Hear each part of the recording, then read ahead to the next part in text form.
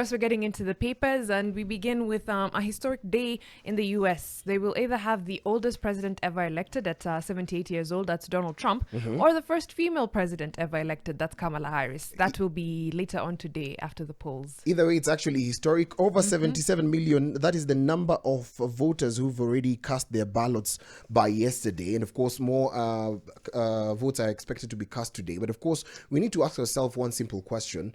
What does the Trump or Harris election or rather presidency look like for Africa when it comes to the kind of relations you're going to have? Yeah, that's very true. And in general, U.S.-Africa relations are okay, but Africa has never really been an area of priority for the U.S. It's always, of course, their big allies and those they're transactional with, and then Africa comes maybe after all of that. But there's an article on the Daily Nation, page 2, that talks about the implications of these presidential elections. Key areas that are likely to be affected include foreign aid, security, trade, and geopolitical alliances.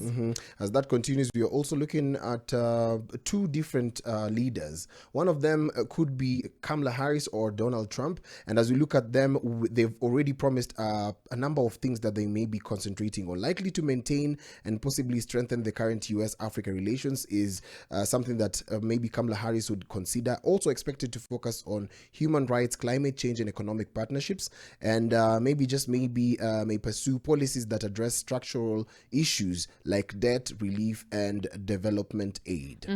On the other hand, if Donald Trump is elected, he's likely to focus on a more America First approach, potentially reducing aid and partnerships with Africa. In a Trump administration, there may be emphasis on bilateral trade and deals and competition with China for influence of Africa, as opposed to them just handing us, aid. Also, for security and military considerations, the military under Trump could see a shift towards reducing U.S. involvement. That could affect military collaborations and training programs that the U.S. has with African countries.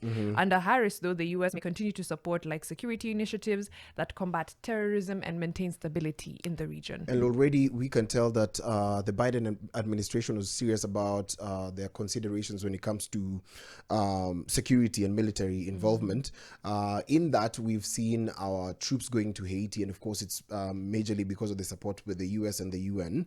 And as that continues, we hope that they're going to improve the kind of trade that we have, the trade policies, and just trying to make sure that we get to be advantaged a little bit more. Most people are also looking at immigration, basically. Yes. And it seems that most people are really worried that if Trump becomes president, then they're going to go back. You remember Trump also changed one serious clause in the Constitution, I believe, that, kitambo ulikuwa ukizaliwa within the US territory, you become an American. But then that changed. There's also, yes, there was that or something similar to that. And then also something about immigrants who were not first generation, but who had lived there for a significant amount of time and had a path to citizenship. Yes. And then that was also, removed as a path to citizenship during Trump's administration. So yes, immigration laws are likely to get stricter in the US. And of course, we'll see what their neighbors have to say. As far as Canada is concerned, I know they're facing a little bit of not a population crunch, but yes, they do need some services and some skills. So skilled labor is probably, a much better entry into those countries. It's actually true, because most of my friends who moved to the US are now moving to Canada, and it's simply because of the population crunch. And you sent me some very serious details about what's happening in Europe, yes, and how it's hard to actually control the populations, and the youthful populations are actually disappearing. Africa is the one that has a youth bulge. The West is struggling. Populations are dipping everywhere. I think the rate at which the population is also declining is higher than had been expected. So now European countries are really trying to push their populations to, have one more child. Shikeni mortgage at 25% off, have one more child. Sasa watupatie tu watu kutoka Kisii, Western, hapo hivyo Nyanza, kidogo hapa. They'll be sorted. Very few days.